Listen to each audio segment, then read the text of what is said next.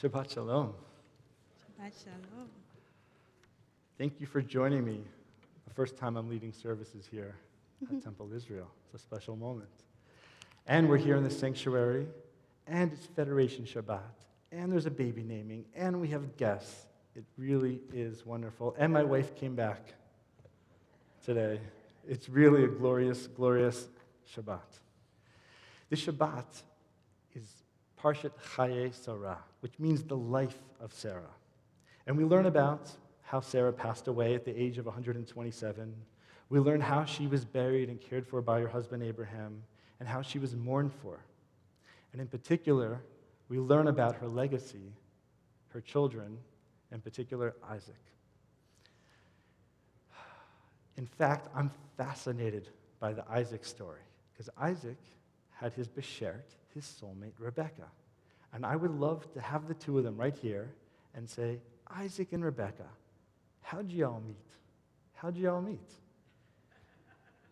And Isaac might say this. He might say, well, my father Abraham wanted to find the perfect match for me, so he sent his assistant to his hometown, and he found Rebecca. He said, Rebecca, would you like to come join our family? I've got the perfect guy for you. And she said, okay. And one day, towards the afternoon, as the sun was setting, I decided to go outside and go for a walk and pray. I looked up and I saw camels coming over, and I said, wait, those look like my father's camels. And I was curious to see if amongst those camels was my bride. He didn't know it, but yes, his bride was there. Rebecca was on one of those camels. Rebecca would smile and she'd pipe in, she'd add. And then I looked up, and I was on one of the camels, and I looked out on my camel, and I saw Isaac, and I was so surprised and stunned, I kind of fell off my camel, right? And I said, who's that? Who's that? And that's the story. That's the story of how Isaac and Rebecca met. And it's a fascinating story, but I'm actually more fascinated by their first date, which was out in a field, right? I don't know about you, but if I would have taken my wife to a field on our first day, either she would have run away, she would have said, I'm not in the mood for camping, I don't know, but she would not have liked it all that much. So what was Isaac doing out in the field? And that's what I want to talk about. And that's been the theme of this evening, of going outside to pray, of l'chadodi, of greeting, going outside to greet the Sabbath bride. So what was he doing out in the field? Well, there's a word in Hebrew, lasuach. It says that Isaac went out, yatsa, to the sadeh, to the field, lasuach. Should be pretty simple, but we don't know what lasuach means. Lasuach can come from the Hebrew word sicha, which means a discussion. So Isaac went outside for a walk in the early afternoon to talk. To talk with who? So the rabbis say he was talking with God. He went outside to pray. I want to tell you, I lived in Israel for about 15 years, and some of my favorite moments, if you were to ask me, weren't necessarily the beach in Tel Aviv or the historical sites in Jerusalem, but that time I spent in the Golan Heights. Who here has been to the Golan Heights? It's the northern part of Israel, this majestic, elevated plateau, looking over the Sea of Galilee, looking over the Jordan River, looking over Syria. There are waterfalls and open skies. And I was studying in seminary there. I was the only American. And I would go on walks around dinner time on my own, and I would talk. I'd talk to myself.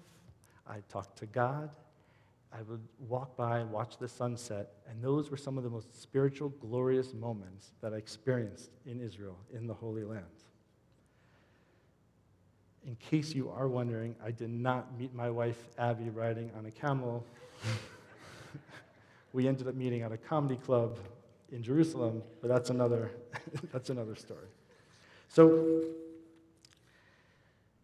what I was doing, even without realizing it, is a traditional spiritual practice called hitbodedut. Hitbodedut. It's a Hasidic practice that was taught by Rabbi Nachman of Breslov, where it was a spontaneous outpouring of expression, individualized prayer, where his Hasidim, his his students would go out into the fields, and he actually would instruct them how to do it. And this is what he said.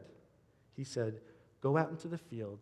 This is actually one of the most important, holiest things you could do to gain closeness with God. And even if you don't know what to say, God, I don't know what to say. And this was a spiritual practice that's been going on for hundreds of years. I want to tell you one other story about a little boy. This little boy was at school where they have daily prayer. And whenever it was time for daily prayer, what would he do? He'd run outside, run into the forest, climb up a tree, and they thought, this is not okay. So they followed him there, and they saw the little boy was praying up in the tree. So his teacher said, Shlomo, what are you doing up in the tree? Why are you praying in the tree? Don't you know God is everywhere? God's in the forest. God's above the seas. He's in school. Why do you have to climb up the tree? And the little boy said, God is the same everywhere, but I'm not the same everywhere. I'm not the same everywhere. So Isaac Yatzah, he went out to the field, Lasuach, to have a talk with himself, to talk with God. And we could probably surmise there were two things on his mind. Number one, he was in his 30s, and he was interested in finding companionship. And number two, his mother, at the beginning of this week's Torah portion, Chaya Sarah, had passed away. And he needed to find a way to find comfort and to fill the void that was in his life. And we see that Rebekah was able to do both. It says later on in our Torah portion, towards the end, and Isaac brought her, Rebekah, to his mother's tent, the tent that used to belong to Sarah. And he took Rebekah to be his wife, and he loved her. And Isaac was comforted for the loss of his mother. Rebekah was able to fulfill both, help him find comfort, and also help him find love. We need to have conversations. We need to find time to have healthy conversations. And sometimes we need to do it where we can't be interrupted. We need to get out of our office, get out of our home, maybe put our phones aside, find a time where we can go out and talk with ourselves where no one will look at us funny and no one will interrupt us. We need to have time to have conversations with God, to open up that dialogue, make the dialogue real. We also need to find times to have conversations with those who are closest to us. Sometimes the people we love the most and we spend the most time with, we end up talking about pragmatic issues which are of vital importance. But I talk with my wife most of the time about, did Joe take a nap today? Did he eat his lunch? The milk upstairs, that's been sitting there for 6 hours. I mean, they're wonderful, important